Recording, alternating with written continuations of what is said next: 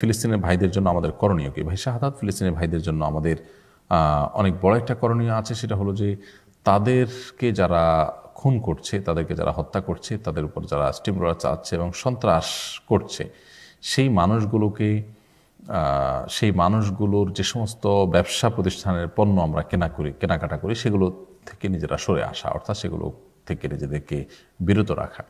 তাহলে সেক্ষেত্রে এটা হবে তাদের প্রতি আমাদের এক ধরনের সাধ্য অনুযায়ী প্রতিবাদ জানানো।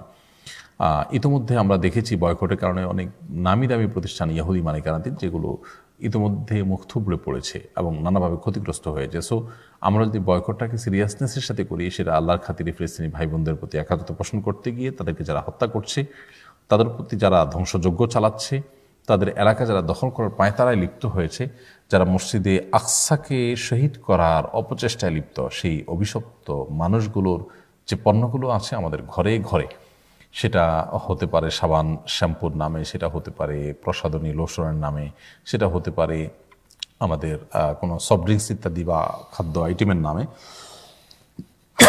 দুঃখিত, সেরকম সমস্ত বিষয়গুলোতে আমাদের সিরিয়াসনেস থাকা উচিত যে আমরা তাদের পণ্য কিনবো না। এতে তাদের উপরে অর্থনৈতিক অনেক বড় প্রেশার পড়বে এবং এটার একটা প্রভাব অবশ্যই পড়বে। আর কোনো প্রভাব পড়ুক আর না পড়ুক, আমি আমার জায়গা থেকে দায়িত্বশীলতার পরিচয়টা দিলাম, সেই চেষ্টাটা আমরা করবো ইনশাআল্লাহ তাআলা। শেষে তাহলে